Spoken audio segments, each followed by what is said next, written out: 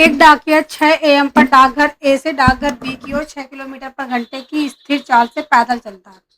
एक स्कूटर 7:30 बजे AM पर डाकघर बी से डाकघर ए की ओर 42 किलोमीटर की चाल से निकलता है। ए और बी के बीच की दूरी 210 किलोमीटर, वो किस समय मिलेंगी? देखो, जब भी ऐसे सवाल आते हैं ना कि एक जो डिस्टेंस है वो दो लोगों के द्वारा तय की गई है, तो इसमें कॉन्सेप्ट लगता है रिलेटिव स्पीड का। अब यहाँ पे एक मान लेते डाकिया 1 है, एक है डाकिया 2।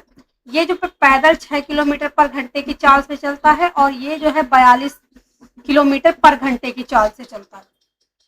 पर ये जो है वो 6 AM से जर्नी को स्टार्ट करता है और ये जो करता है वो 7-7:30 बजे जो है जर्नी को स्टार्ट करता है। रिलेटिव स्पीड में जब भी मिलने का टाइम निकालते हैं तो दोनों का समय हमेशा सेम होना चाहिए।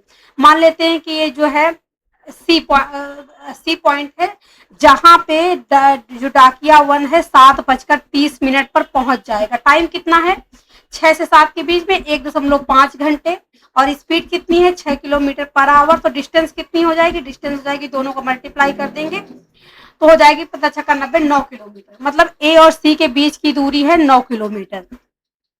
अब 7:30 बजे जो है डाकिया 1 और 7:30 बजे डाकिया 2 दोनों इस डिस्टेंस पर हैं और उनके बीच डिस्टेंस कितनी है? टोटल कितनी थी? 210 किलोमीटर। अब कितनी है? 201 किलोमीटर हो जाएगी।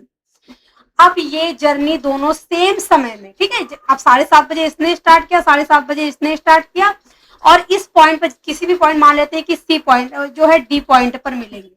इस पॉइंट को दूरी को दोनों को तय करने में समान समय लगेगा। यहाँ पे टाइम जो है वो कांस्टेंट होना चाहिए। और रिलेटिव स्पीड का कॉन्सेप्ट क्या है? स्पीड कितनी हो जाएगी?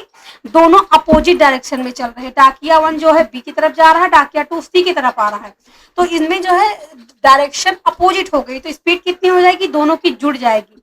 6 + 42 कितना हो जाएगा? 48। डिस्टेंस कितनी है? 201। तो टाइम कितना हो जाएगा? डिस्टेंस अपॉन स्पीड, डिस्टेंस है 201/48, 3 से कट जाएगा, 3 18, 3 7 21 प्लस 3 1 3, 3 18।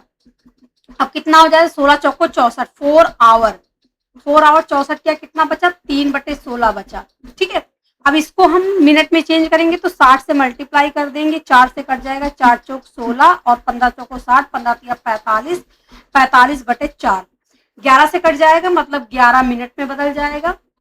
अब क्या हुआ? 11 मिनट से यहाँ पे 1/4 आ गए। 1/4 क्या होता है? गुणे 60 से मल्टीप्लाई करेंगे तो 15 मिनट आ गया। मतलब कि 7:30 बजे के बाद दोनों जब मिलेंगे तो 4 घंटा 11 मिनट और 15 सेकंड लगेंगे। सॉरी, यहाँ पे सेकंड है। तो 7:30 बजे के बाद कितना हो जाएगा? 7 4 11 बज के 11 मिनट, ये 30 मिनट, ये हो जाएगा 41 मिनट और 15 सेकंड। ऑप्शन बी जो है करेक्ट आंसर होगा। बढ़िया सवाल है रिलेटिव स्पीड का। रिलेटिव स्पीड में हमेशा जो ये चीज टाइम अलग अलग दिया, हमें सेम टाइम से ही पता करना होगा, तभी उसी, क्योंकि यहाँ पे जो है टाइम कांस्टेंट होता है। डिस्टेंस क्या है? डिस्टेंस उनके बीच की, ये जो डिस्टेंस है ये दोनों के द्वारा तय की जाएगी और स्पीड रिलेटिव स्पीड होता है।